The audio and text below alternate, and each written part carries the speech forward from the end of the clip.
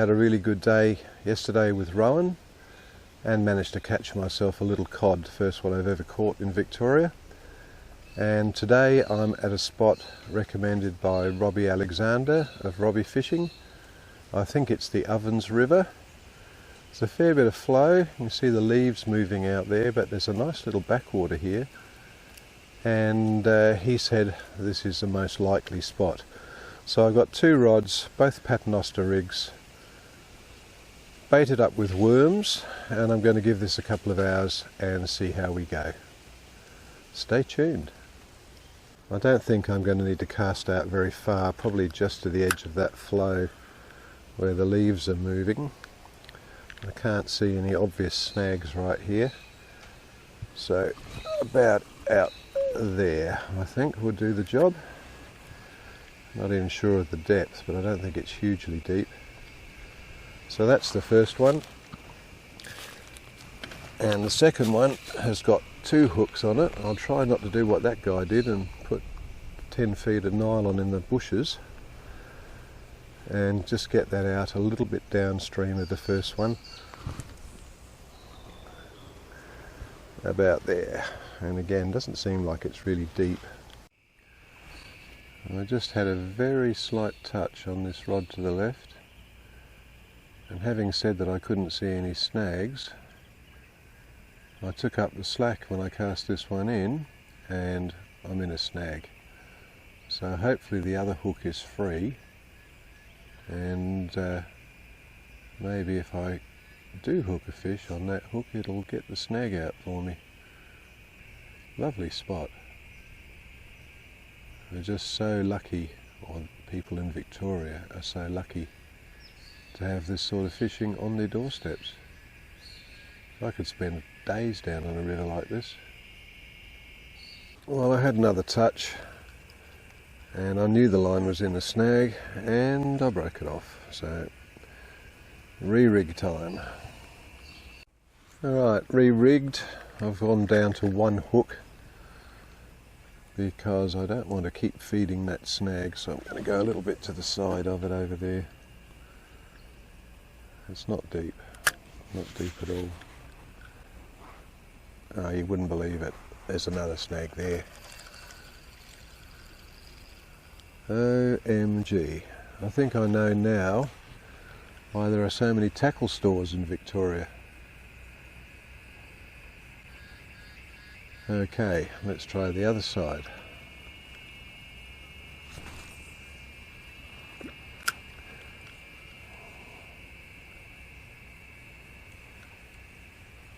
Right, that seems to be free. Don't move it.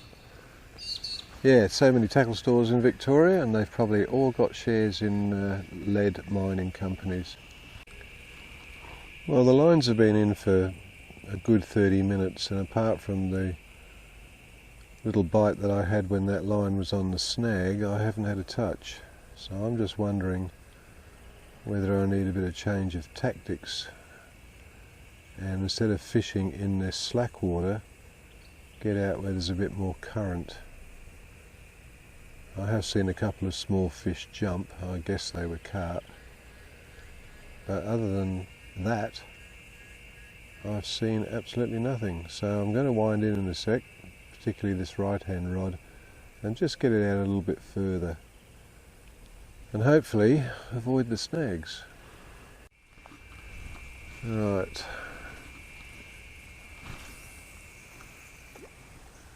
That's definitely in the faster water. Still doesn't seem very deep at all. Don't pull it into a snag. Get it back in the rest. Expect that it's going to drift downstream a little bit. That line that I cast out onto the edge of the current has settled. I haven't had any bites on it yet.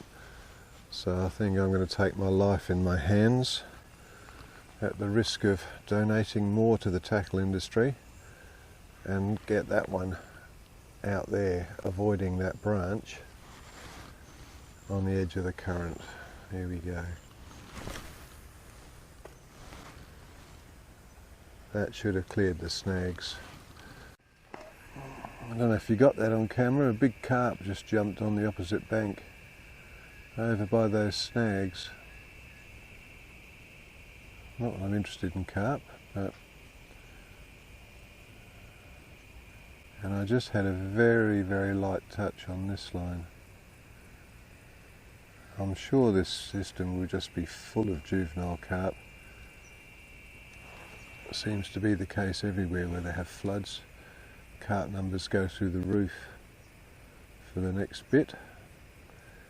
And that also could contribute to lack of cod and callop or yellow belly. When there's so much easy pickings around, are they going to be interested in a single, or in this case a double worm? Possibly not.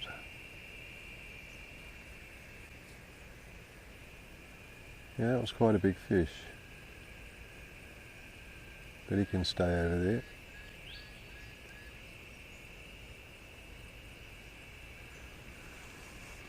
Well, I've been here now for almost an hour with nothing really definite. Just a couple of little picks. But hey, I'd rather be doing this than doing chores at home. I hope the wife's working hard while I'm away. I left her a list. It'll probably still be on the side when I get home. The other thing that I find hard to get used to fishing in Victoria is the amount of people that are around now. Admittedly, it's in a town, or just out of a town, and there's a walking track just up the top of the bank there, but there's just a constant stream of people walking along. I could go some of the spots I go to back home and not see another person all day. Doesn't seem too worried about me. Well, this guy's about 8 feet from me. Just picking stuff out of the mud. Not particularly perturbed about me at all.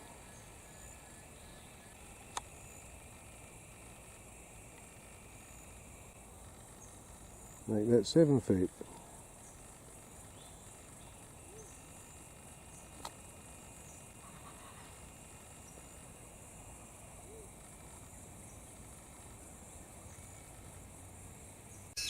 Right, I've just had a bite on this rod. Again, rather tentative.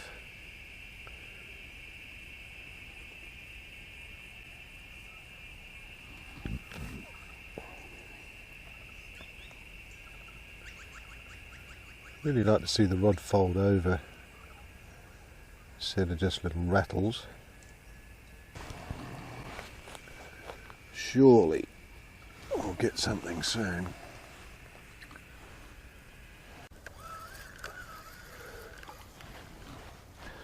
Well, that was nearly my first fish, and it wasn't a carp. It was perchy and not very big, and as I went to switch the camera on, it spat the hook. These are the sort of bites that I'm getting. It's just little taps. And of course, if you leave your bait out there too long, you're winding a bare hook. I'd love to know what they are. So 2 hours I've been here, and I've had about 5 or 6 of those sorts of bites, and I lost a little, I don't know, could have been a yellow belly, could have been a Macquarie perch. When I tried to turn the camera on while I was winding the fish in, so rookie mistake, but just not much happening. This is very frustrating when you're used to fish that just hit and go. Now the other one's going. Oh, that was a better bite, and I missed it. That was a lot more solid. Right, finally, if it's a carp, it better not be a carp. Guess what? It's a silver perch. Or is it? Maybe it's a Macquarie perch. I think it might be. I'll have to ask the expert. I'll take a picture, a photo of it, and get an opinion on this. If it's a Macquarie perch, that's the first one I've ever caught.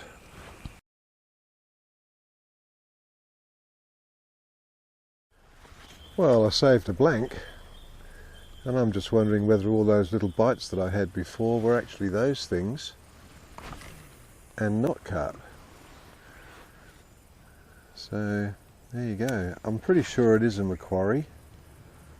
It didn't have a snout like a silver perch. Unfortunately, it kicked and fell in the dirt just before I took its picture, but never mind, it released fine. Let's see if I can get another one, and maybe a bit bigger. Maybe this is a bite window. Who knows? Well, I've got another one. I reckon it'll be the same. I think it is.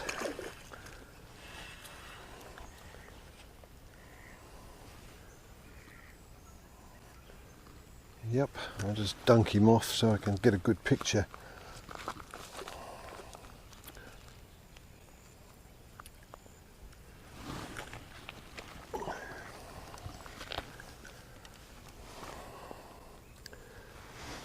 I'm 90% sure that that's a Macquarie.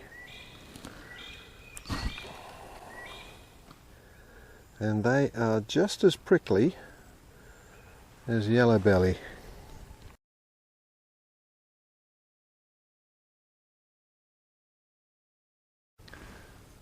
I'm pretty sure it was a Macquarie perch that I lost when I was too slow turning the camera on. That's two I've caught now, and maybe that's what all those little bites have been that I've put down to being little carp. They're very, very quick, very similar to silver perch the way they bite, and probably my hooks are too big as well. It's been a nice day. About 30 degrees, quite humid, clouded over quite a bit since earlier on, and I really can't afford to stay a lot longer because I've got to get to the caravan park before they shut. So yeah, sure bet staying at home anyway. So a new species for me today,